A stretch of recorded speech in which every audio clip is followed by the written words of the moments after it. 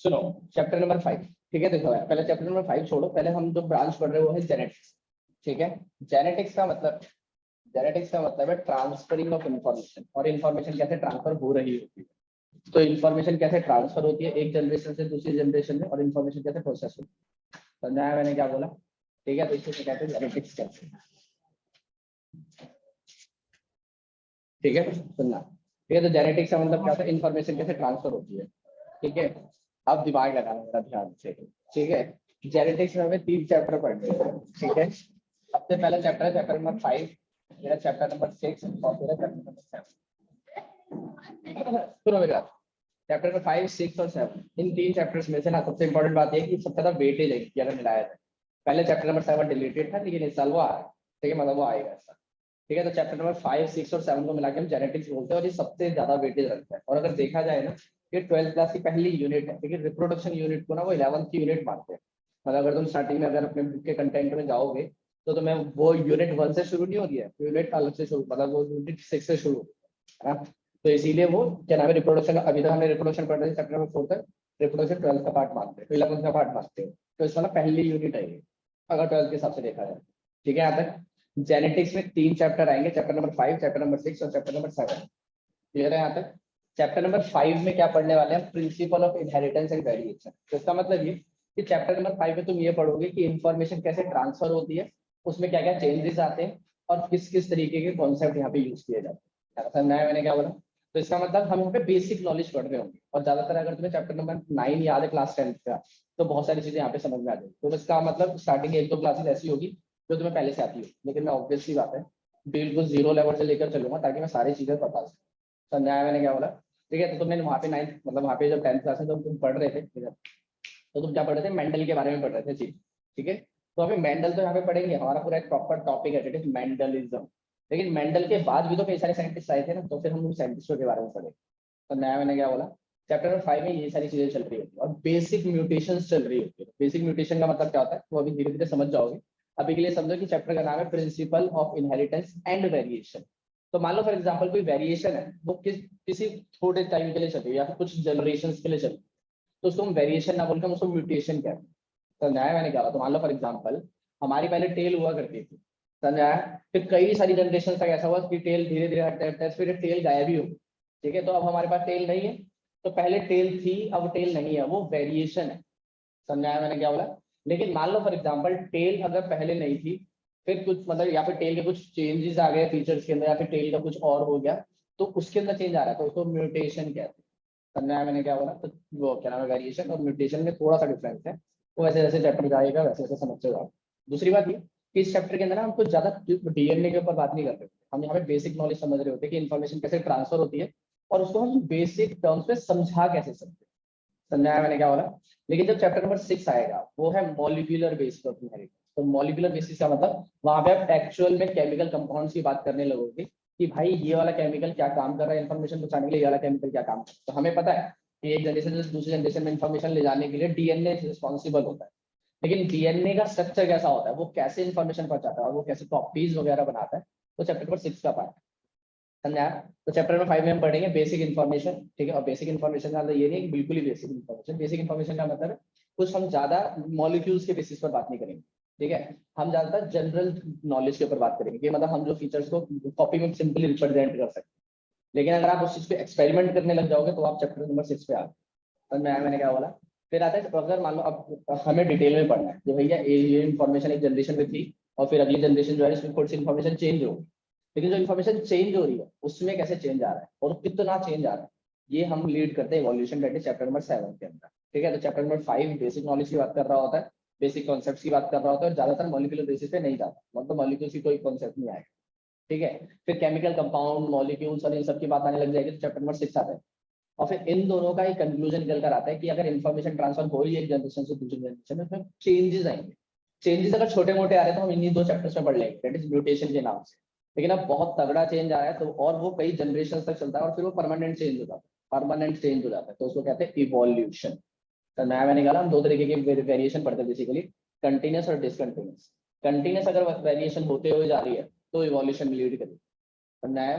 ठीक है। और अगर मान लो फॉर एग्जाम्पल धीरे धीरे वेरिएशन आती हो जा रही है, मतलब धीरे धीरे आ रही है, फिर एकदम से वापस चली गई, फिर आ रही है, फिर वापस चली, सब म्यूटेशन का। ठीक है, तो मैं वेरिएशन को सिंपल इन टर्म्स से समझा रहा होता हूँ, तुम सिंपल सा टर्म समझो, the accumulation of variation over the generation. Accumulation का मतलब इकट्ठा होना, तो इकट्ठी होती रहती है छोटी छोटी वेरिएशन जनरेशन टू जनरेशन, उस प्रोसेस का नाम क्या है? इवोल्यूशन। समझाया मैंने क्या बोला? The accumulation of variation over the generation is known as evolution. Nice. Nice, ठीक है, यार तक समझ में आया मैंने क्या बोला?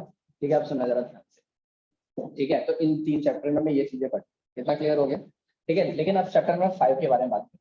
सुनो, तो चैप्टर नंबर 5 का नाम है principle inheritance and variation. Chapter 5 के बारे में बात करें।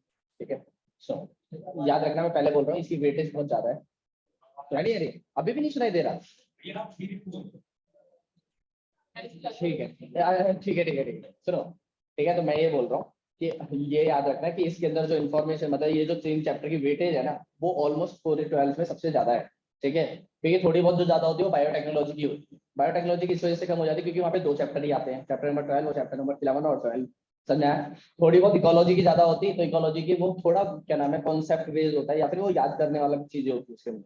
और उसमें से भी 1-2 चैप्टर डिलीट कर दिए, एक चैप्टर इस साल पहले 2-3 साल एक चैप्टर डिलीटेड है उसमें से, तो वैसे उसकी वेटेज कम हो गई, तो सबसे ज्यादा। और फिर आता है रिप्रोडक्शन पार्ट, तो उसमें से भी थोड़े से टॉपिक आते हैं, तो ये one of the important topic है, याद रखना। ज्यादातर सीबीएसई क्या करती है, चैप्टर नंबर 5, 6 और 7 इनकी वेटेज और बायोटेक्नोलॉजी की वेटेज को मेंटेन करके रखती है। समझा? कभी कभी क्या करती है, चैप्टर इन 3 चैप्टर की वेटेज बढ़ा देती है और कभी बायोटेक्नोलॉजी की वेटेज बढ़ा देती है। ठीक है, तो हमेशा क्या होता था, हमेशा हमेशा होता यह था कि याला चैप्टर, मतलब याला जो चैप्टर से ज्यादा आते थे। समझा? लेकिन 2020-21 वाले पेपर में क्या करा था उन्होंने, बायोटेक्नोलॉजी ज्यादा कर दी, लेकिन दोबारा इसको वापस ज्यादा कर, मतलब फाइनल पेपर जो देखते हैं। समझा आया मैं क्या बोल रहा हूँ? ये तो ये इसलिए इंपॉर्टेंट चैप्टर था, इसमें तो क्वेश्चन भी बहुत अच्छे अच्छे बनते हैं, इसलिए मजा भी आएगा इसको पढ़ने में। समझा आया मैंने क्या बोला? ठीक है, अब सुनना जरा ध्यान से, चैप्टर नंबर 4। ठीक है, तो चैप्टर नंबर 5 का नाम है principle of inheritance and variation. तो मतलब बेसिक सी बात हम ये पढ़ रहे होंगे कि कैसे इन्फॉर्मेशन ट्रांसफर होती है, तो प्रिंसिपल है उसको हटाओ। ठीक है, 2 टर्म है, जिसमें से एक टर्म क्या है, वो क्या नाम है, इनहेरिटेंस एंड वेरिएशन। तो सबसे पहले इनहेरिटेंस का मतलब समझेंगे और फिर समझेंगे वेरिएशन का मतलब, लेकिन उससे पहले समझेंगे जेनेटिक्स का मतलब। जेनेटिक्स वो ब्रांच है बायोलॉजी की जो डील करती है ट्रांसफरिंग ऑफ इंफॉर्मेशन एक जनरेशन से दूसरी जनरेशन। समझा? एक जनरेशन से दूसरी जनरेशन में ट्रांसफर होने के प्रोसेस का नाम है इनहेरिटेंस, और जो बायोलॉजी ऑफ ब्रांच है वो है जेनेटिक्स। समझाया मैंने क्या बोला? अभी हम धीरे धीरे जैसे जैसे आगे आएंगे वैसे वैसे तुम्हें समझ में आने लग जाएगा कि father of genetics is Mendel, क्योंकि मेंडल के बहुत तगड़े एक्सपेरिमेंट्स थे। समझाया? वो बात अलग है, तो उसको रिकॉग्निशन उसके मरने के बाद मिली। ठीक है, उसको जाना लोगों ने उसके मरने के बाद, लेकिन उसके बहुत तगड़े तगड़े कॉन्सेप्ट से, इस वजह से क्या है उसको फादर ऑफ जेनेटिक्स बोला जाता है। क्लियर है बात? लेकिन बाद में बात आती है कि जेनेटिक्स के तो ये ठीक है, लेकिन एक्सपेरिमेंटल जेनेटिक्स का फादर कौन है? तो धीरे धीरे तुम धीरे धीरे पढ़ने लगोगे टीएच मॉर्गन वगैरह के बारे में, तो मॉर्गन है वो सेट। समझाया मैंने क्या बोला? ठीक है, अब सुनना जरा ध्यान से, तो सुनो। अब बात ये आती है कि ठीक है भैया, ये चीजें तो मुझे समझ में आ गई। ठीक है, अब इनहेरिटेंस जेनेटिक्स मतलब बायोलॉजी की वो ब्रांच जो इन्फॉर्मेशन ट्रांसफर करने में हमें समझ में आती है। ठीक है, मतलब जो वो बायोलॉजी की ब्रांच जो इन सब चीजों के साथ डील करती है। फिर आता है जेनेटिक, क्या नाम है, इनहेरिटेंस। इनहेरिटेंस में सिंपल सी डेफिनेशन है, transferring of information from one generation to another generation, that is known as inheritance. Clear है बात? और ट्रांसफर होते समय अगर कोई चेंज आ जाता है तो उसको ही हम क्या बोल देते हैं, वेरिएशन। समझाया मैंने क्या बोला? तो अगर एज इट इज कॉपी हो रही है चीज तो कोई वेरिएशन नहीं, और ऐसा बहुत कम होता है। समझाया? लेकिन थोड़ी बहुत वेरिएशन आती रहती है, और वो थोड़ी बहुत वेरिएशन जरूरी भी है। क्यों है जरूरी, वो तुम चैप्टर 6 में पढ़ोगे। ठीक है, और कैसे आती है वो छोटी छोटी जो चेंजेस आ रहे हैं, मतलब तुम अपने पेरेंट्स से आए हो, लेकिन फिर भी तुम्हारी कैरेक्टरिस्टिक थोड़े बहुत तो अलग है ना पेरेंट्स से। ठीक, क्यों है वो? इस वजह से क्योंकि डीएनए कुछ इस तरीके से काम कर रहा होता है कि वो चेंजेस लेकर आता है। तो हम डीएनए की बात कहाँ पे करेंगे, अभी बताया था पहले चैप्टर 6 में। समझाया मैंने क्या बोला? ठीक है, तो transferring of information from one generation to another is known as inheritance, and the changes from one generation to another is known as variation. बताओ समझ में आया कि नहीं? क्लियर है बात? पक्का समझ में आया? टॉपिक डालो, चैप्टर का नाम लिखो, 3 पे छोड़ दो, 3 पे छोड़ दो, आगे पीछे लगा दो। ऑलमोस्ट 3 में आ जाएगा, किसी का मन करा तो 4 भी छोड़ सकता है, लेकिन 3 में आ जाएगा। बीच में से क्यों पढ़ा रहे हैं?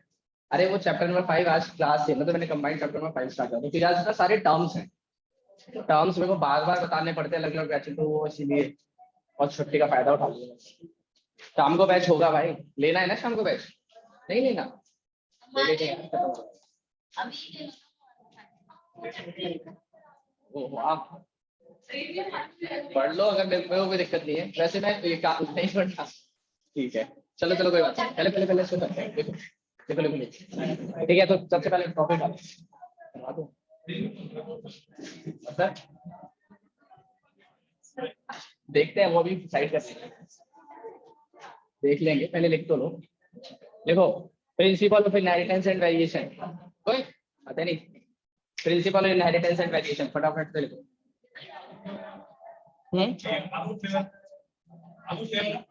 मैं देखो जेनेटिक्स, हाँ टॉपिक डालो genetics, genetics chapter number 5, principle of inheritance and variation, chapter number 5, principle of inheritance and variation, inheritance and variation. ठीक है, लिखो genetics, it is a branch of biology, it is a branch of biology which is it is a branch of biology which is the collective study of collective study of heredity, collective study of heredity and variation. This term, next point, term was given heredity and variation. This next point, this term was given by Batson, एक scientist था Batson. This term was given by Batson, BATESON. This term was given by Batson. ठीक है, next लिखो heredity, BATESON लिखा हुआ है सामने madam, लिखो अगला पॉइंट डालो, टॉपिक डालो हेरिडिटी, उसकी डेफिनेशन लिखेंगे। Heredity, transmission of genetic characters, transmission of genetic characters from parent to offspring, from parent to offspring, offspring मतलब अगली generation, from parent to offspring is known as heredity, is known as heredity.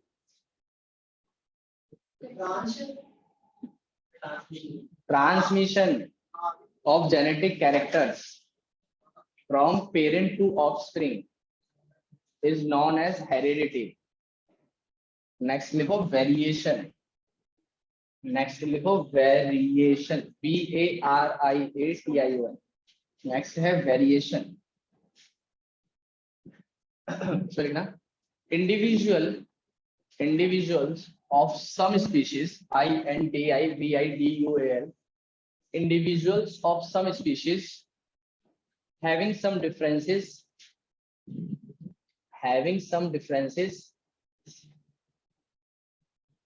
called variation,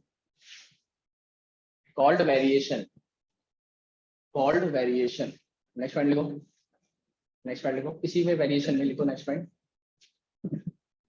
If variation continues for generations, it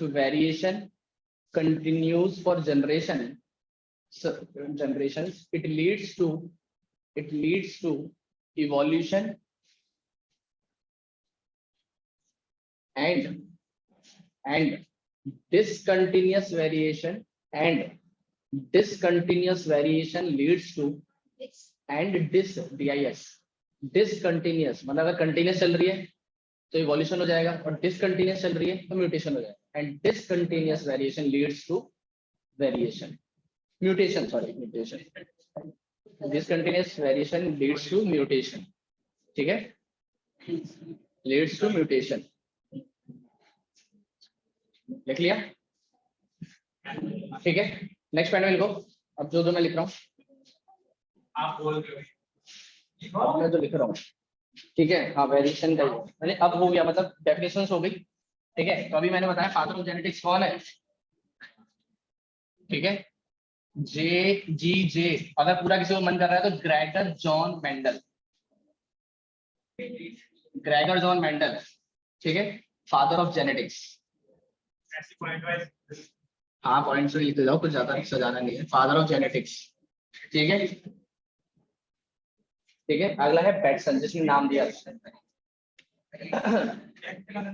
definition से लिख ली, उसके बाद ये लिख कर लिया पॉइंट में, J G Mendel, Gregor John Mendel, variation खत्म हो गया, पॉइंट खत्म हो गया, अब नया पॉइंट बना, ये है Gregor John Mendel, GREGOR, Gregor John Mendel, ठीक है, इसी का नाम पूरा जरूरी है, इतना जरूरी नहीं है, ठीक है। अगला लिखो,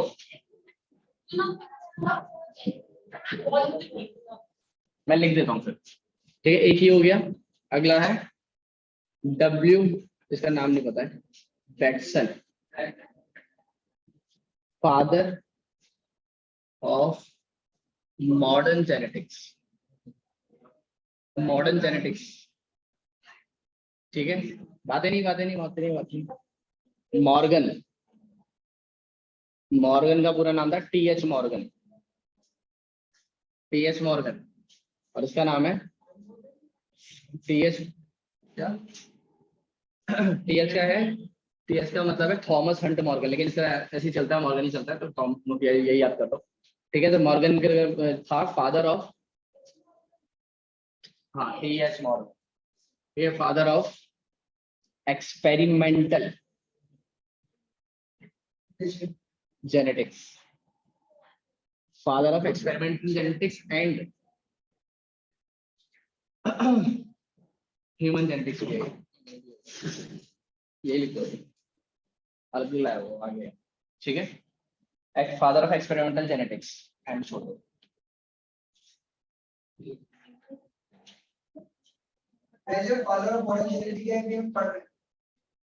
फादर ऑफ मॉडर्न जेनेटिक्स का मतलब जो नए कॉन्सेप्ट जो आए ना, वो इसने दिए थे, समझा है, मतलब स्टार्ट इसने करा था, जो क्या कहते जॉन मेंडल ने, एनिमल्स पर जब सबसे पहले आए ना ऑर्गेनिज्म, तो थॉमस हंट मॉर्गन आया, लेकिन फिर अब जो 1960 70 मतलब ये जो एडवांस जेनेटिक्स निकल कर आई वो बैटसन ने निकाला, समझा। एक और है, ए गैरोड नाम से, उसने बायोकेमिकल जेनेटिक्स पे काम करा था, तो मतलब डीएनए कैसे काम करता है वो उसने बताया, लेकिन अभी उसकी जरूरत नहीं है ज्यादा।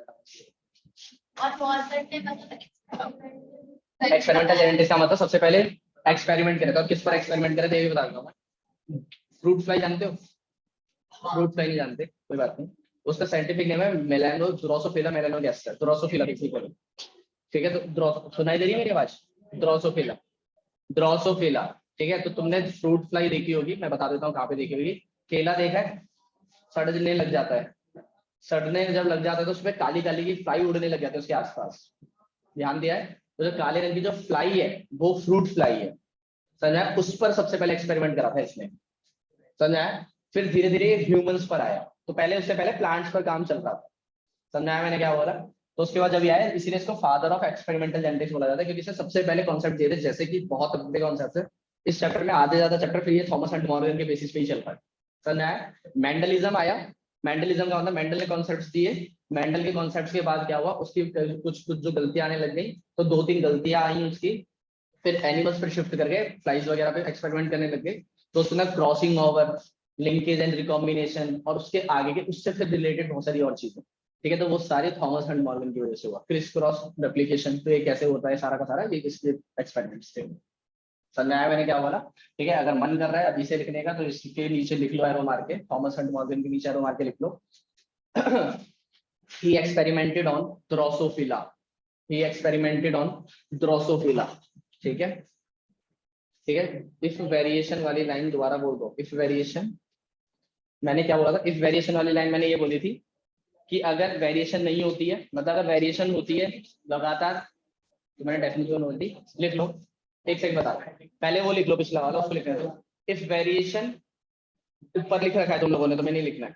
If variation continues for generations, then it leads to evolution, and discontinuous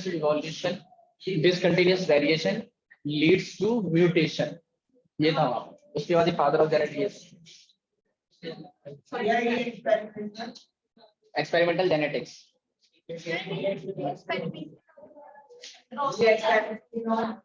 He experimented on Drosophila, Drosophila. He experimented on Drosophila. 2 minute चुप हो जाओगे? उस वाले ईयरफोन में दिक्कत हो रही थी, ठीक है, अब सही आएगी आवाज, सुनना जरा ध्यान से, ठीक है। तो मैं क्या लिखा रहा था? He experimented on Drosophila, Drosophila, and gave concepts and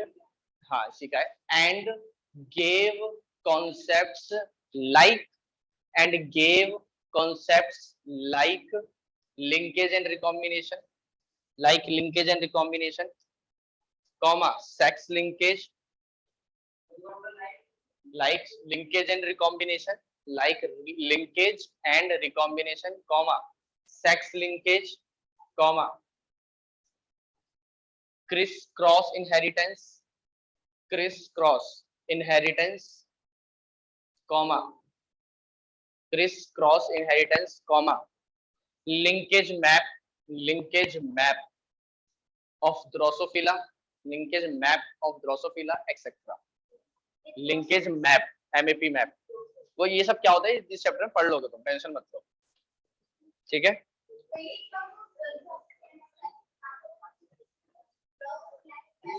Drosophila के एक्सपेरिमेंट DROSOPHILA, ड्रोसोफिला पूरा नाम होता है, लिखना मतलब ही बाद में लिखेंगे, ड्रोसोफिला मेलानोगैस्टर, उसका पूरा नाम है। स्पेलिंग ड्रोसोफिला एक फ्रूट फ्लाई है, हाँ वो ब्लैक कलर के जो fruit fly, father of evolution, हम डार्विन वगैरह सब साथ काम करते हैं। ज्यादा क्लियर हो गया? पक्का क्लियर है? ठीक है यहाँ तक? अब सुनना जरा ध्यान से, जो मैं लिख रहा हूँ वो लिखना, ठीक है।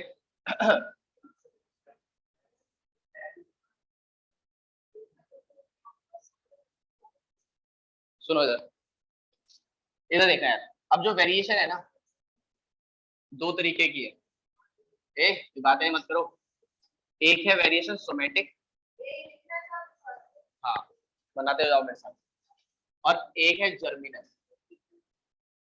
पहले समझ लो एक बार और, सोमेटिक का मतलब होता है जो सेक्स सेल्स में नहीं होती है, ठीक है, और अगर सेक्स सेल्स में नहीं होती तो वो ट्रांसफर नहीं होगी अगली जनरेशन में। मतलब ये कि मान लो फॉर एग्जांपल, जैसे कि फॉर एग्जांपल एक डिजीज है, हम बहुत सारे डिजीज पढ़ेंगे चैप्टर के अंदर, जैसे कि फॉर एग्जांपल एक डिजीज है सिकल सेल एनीमिया, समझ आया? वो जेनेटिक डिसऑर्डर नहीं है, ठीक है, ज्यादातर वो क्या, वैसे जेनेटिक डिसऑर्डर तो है वो, लेकिन ज्यादातर क्या होता है, वो मदर को होता है, ठीक है, मतलब फीमेल को होता है। लेकिन कई सारी डिजीज ऐसी होती है जो जनरेशन टू जनरेशन ट्रांसफर नहीं होती है, वो एक बार हुई और अगली जनरेशन में फिर नहीं होगी, समझा है? हुई तो वो जेनेटिक तो नहीं है, फिर भी अगर हो भी जाए तो फिर जेनेटिक नहीं है, ठीक है। लेकिन कई सारी डिजीज ऐसी होती है जो जेनेटिक होती है, क्लियर है बात? उनको कहते हैं जर्मिनल। कितना क्लियर हो गया? अब जर्मिनल अगर जेनेटिक है तो वो 2 तरीके की होगी, कि वो हर जनरेशन, अभी जो मैं लिखा रहा था, हर जनरेशन में होते जा रही है तो कंटिन्यूस, और हर जनरेशन में नहीं हो रही है तो डिसकंटिन्यूस। समझ आया मैंने कहा? कंटिन्यूस होगी तो लंबे समय तक चलेगी, ठीक है, मतलब generation to generation pass on होती रहेगी, और डिसकंटिन्यूस होगी तो वहीं पे ब्रेक हो जाएगी। समझ आया मैंने क्या बोला? ठीक है, पहले ही लिखो वेरिएशन में सोमेटिक और जर्मिनल, ठीक है। सोमेटिक में क्या लिखोगे इसके नीचे? नॉन इनहेरिटेबल, वो क्या है? हेरिटेबल। नॉन इनहेरिटेबल मतलब ये ट्रांसफर नहीं होती है, और इसमें क्या लिखोगे? Inheritable from one generation to other, ठीक है। फिर ये 2 तरीके के कंटिन्यूस और डिसकंटिन्यूस, लिख लो उसको।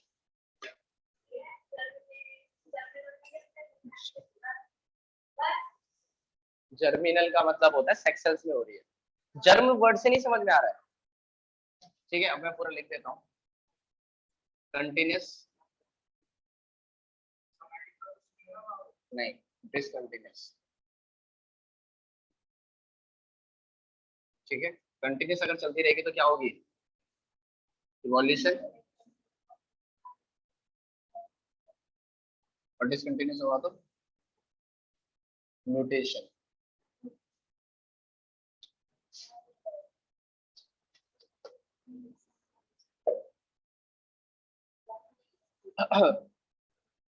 ठीक है,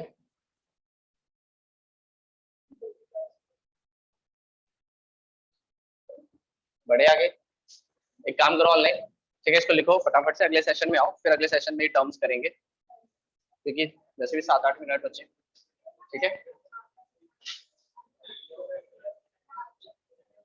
बातें मत करो यार, कितनी बातें कर रहे हो तुम। सहेलियां मिल गई ना तेरे को पुरानी स्कूल की अपनी सोनी, और तो चिंगम खा रही है ना, चिंगम खा रही है ना तू, और क्लास के बाद ये चेयर के नीचे लगा के जाइए। देखो आप बोले सब फोड़ूंगा मैं तेरा।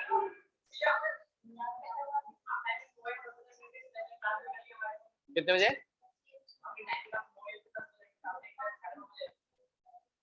9:30 बजे इसलिए नहीं रखी क्योंकि जल्दी बोल रहे थे, और 10 बजे इसलिए नहीं रखी क्योंकि फिर मेरे को अगली क्लास मेरी लेट हो जाती है। कितने बजे? देखा, सब बर्बाद कर दिया मैंने। कोई बात नहीं, आज ही क्लास थी उनकी, आज की रोज होती है क्या? अच्छा दिन वाले स्कूल की।